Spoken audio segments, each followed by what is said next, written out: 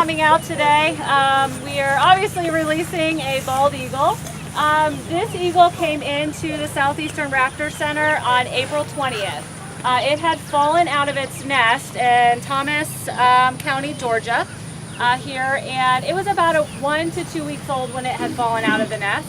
It had been kept by another rehabilitator for about 5 weeks as it grew, and then was admitted to the center on April 20th at about 6 to 7 weeks old. At that time, this bird was about 7 pounds already, so very large eagle, not ready to fledge the nest. They usually fledge out of their nest at about 12 to 14 weeks of age. And at this point, this eagle is about 18 weeks old. So would naturally have fledged already if it had stayed in the nest. And it weighs approximately about 10 to 11 pounds. So a very large, hefty bird, the eagle is. And we're not sure if it's a male or a female.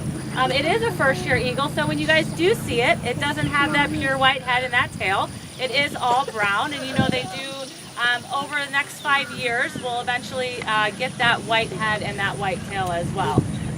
If you guys have any questions about the Southeastern Raptor Center, please feel free to come talk to me afterwards. I can give you any information that you may have about that, but we do strictly only rehabilitate raptors there. So hawks, owls, vultures, eagles, falcons, birds like that you find out in nature that may be injured or orphaned or ill. So those birds would come to our rehab facility at Auburn University, and we care for them, whatever they may need as far as medical treatment. We make sure that they are fully healthy, they can fly, that they're going to be able to survive back in the wild, and then we will release them in the appropriate habitat when they're ready to go back out. So Bob here is going to give you some more information about the eagle and banding and a little bit more information on that end. So, absolutely. Good morning. Good morning. Thank you all for turning out. Beautiful day, huh? Yeah, the ospreys think so. You notice we've got a family orbiting overhead. And that was something that we talked about when we decided to release the bird here at this site today, is that we did this very same thing in May of last year, and at the time the osprey still had nestlings up there on the nest, so it was kind of interesting. We had a little bit of a dramatic moment as the osprey took a pass at the just released eagle, but it was over with quickly. It just said, "This is my turf, you just keep moving on," right? So I'm a wildlife biologist with the Wildlife Resources Division of the Georgia Department of Natural Resources. And one of the things that I get to do is study bald eagles as part of the bald eagle management program in the state. And this is an example of a success story, a remarkable success story, and the power of the Endangered Species Act. The bald eagle was listed as an endangered species federally in 1973. Imagine that, our national symbol was in such critical trouble that in the lower 48 states it was at risk of becoming extinct. In 1974, the state of Georgia followed suit and also listed it under state law as an endangered species. And by that time in the lower 48 states, so far as we knew, there were fewer than 500 active nests in the entire lower 48. Imagine that. For the decade of the 1970s, we found no successful bald eagle nests in Georgia. Statewide, no successful nests. Okay, what happened? Well, to a large degree, that was a result of about 3 decades worth of use of DDT, okay, which devastated reproduction in not just bald eagles, but in peregrine falcons, in ospreys, in brown pelicans, and many birds at the top of the food chain. It effectively caused their eggshells to become much thinner than they would normally be because it interfered with calcium deposition that produces a normal thick eggshell, and as a result the eggs didn't hatch or they cracked too early during the incubation cycle, and so the nests weren't producing any young.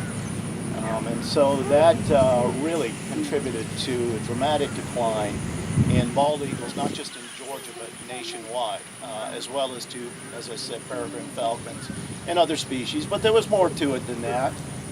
For much of the last century, there was pretty active persecution of bald eagles in the form of shooting, trapping, sometimes poisoning. In some parts of the country, especially the state of Alaska, there were actually bounties offered on bald eagles. And people would shoot them, bring in their legs, and get a couple of dollars per pair of legs. From 1917 to 1952, a period we refer to as the Alaskan Eagle War, we know that at least 128,000 eagles, 128,000 were killed in the state of Alaska alone. Okay. Habitat loss.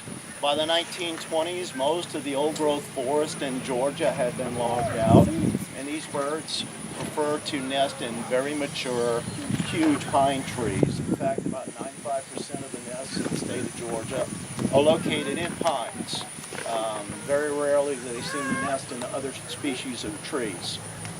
So habitat loss, water quality issues, the passage of the Clean Water Act in the early 1970s helped to turn that around, as did listing under the Endangered Species Act. There were efforts to ramp up the research to do what was called hacking back then, which was taking eaglets, young eagles, out of the nest from other parts of the country where the birds were doing better than they were in Georgia, and bringing them to Georgia and rearing them in cages on top of towers.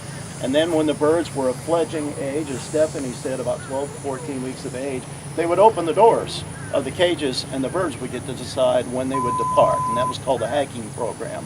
And that was done for 89 eaglets in the state of Georgia. So where are we at today?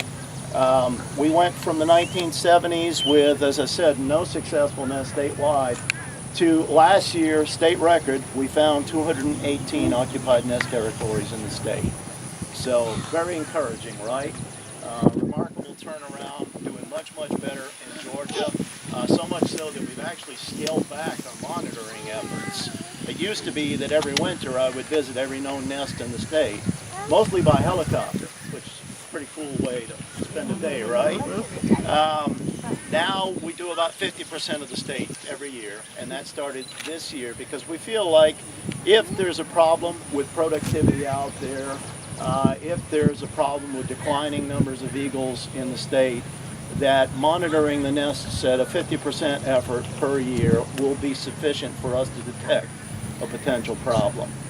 So you probably saw in the press release that this eaglet came from Thomas County, of course in deep south Georgia. And so, you know, I was naturally asked, well, why aren't we releasing the bird in Thomas County?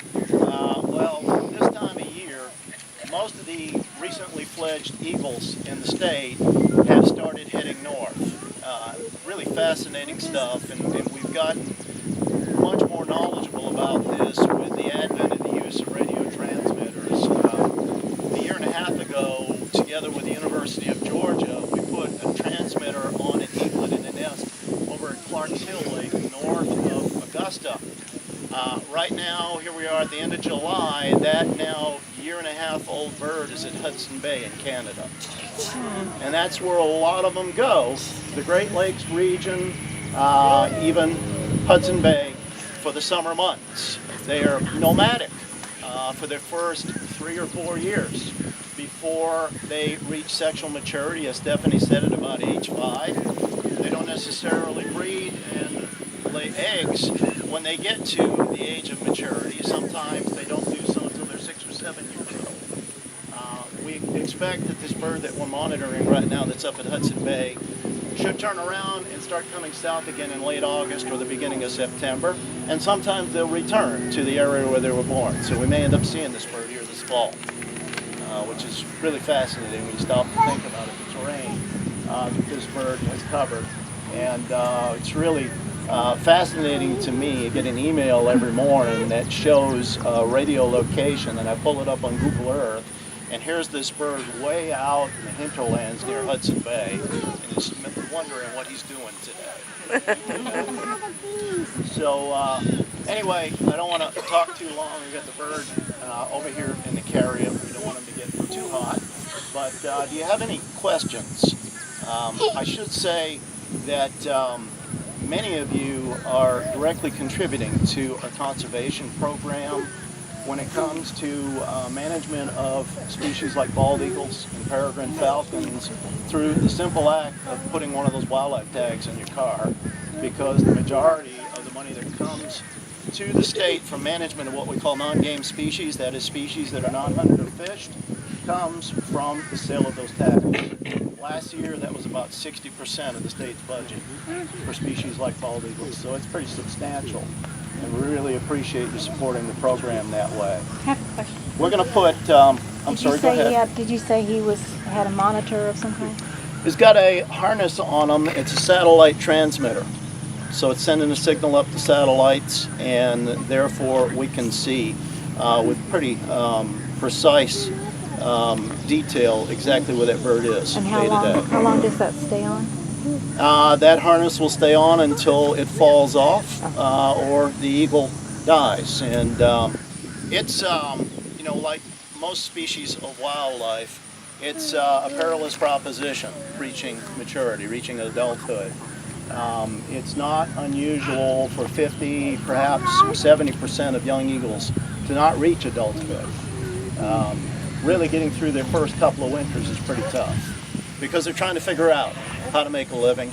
They're not the dominant birds in the neighborhood, okay? So sometimes they get attacked by adult eagles and sometimes serious injuries result. Eagles that reach adulthood have gone through some really trying times. Is there a website that the public can monitor his location? That satellite location, actually, no, it does not go directly out to the public.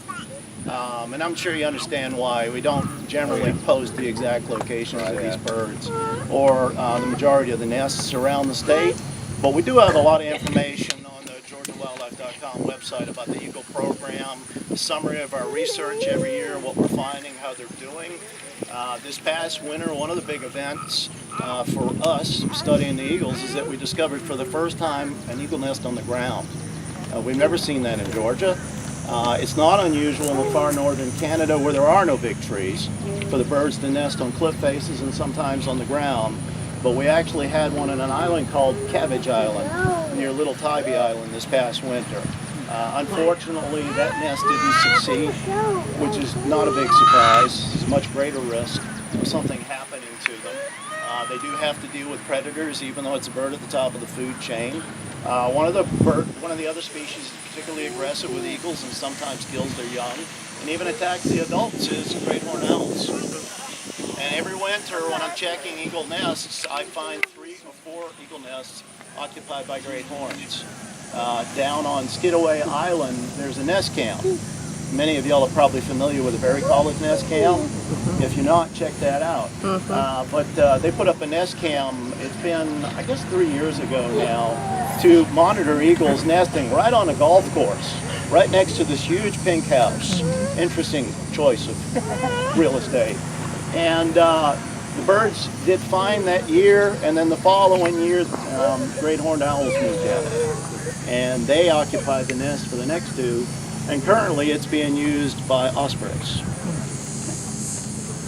So we're going to put a band. You can see it's a pretty good size band on this bird before we release it. I've currently got it pried apart. With most birds, it's a simple matter of putting a band around their leg and just crimping it. With a bald eagle, because they're so strong, because that bill is so powerful, if we don't use this and actually rivet it on, the bird will simply rip it off its leg. Okay, but we ban these birds because there's a possibility we could learn something important about eagles in Georgia down the line should this bird be recovered. If it should unfortunately be injured or worse, we might learn something about its survival. We might learn something about where Georgia birds go at different times of the year. Other questions? Shall we step in?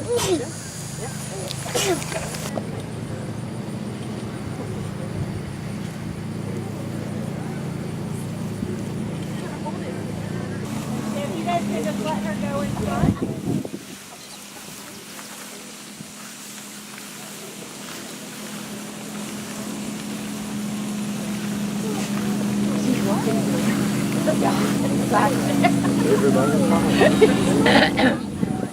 She Take us some space. Looks like we're starting to do one. I mean, good Lord.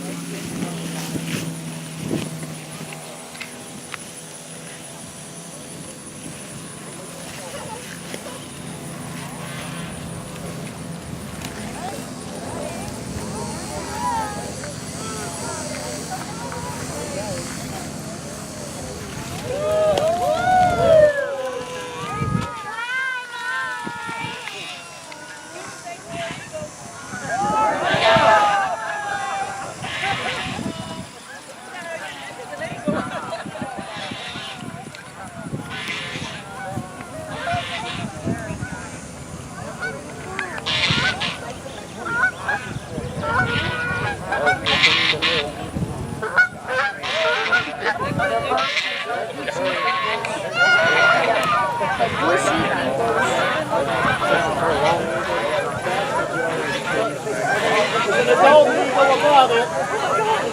Outside and our poor cat was getting attacked. There's someone who might find it.